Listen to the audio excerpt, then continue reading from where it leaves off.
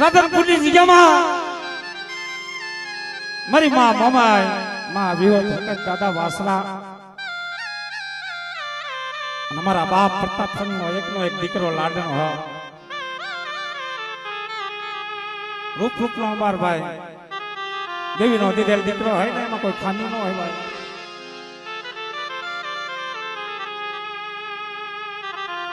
મિત્ર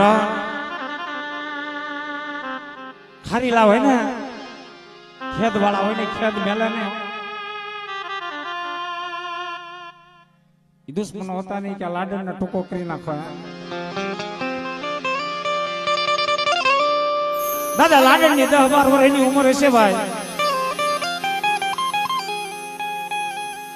એ સીમમાં જંગલમાં એકલા જયારે ઘોડેસવાર થઈને જાય ને મોકો ગોતો 8-10 જણા મારા દાદા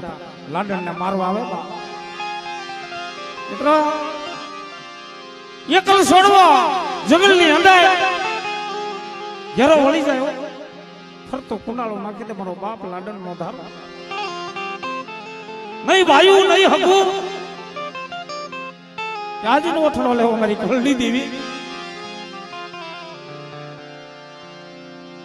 ભાઈ ભાવ મેલે હગું હગુટ મેલે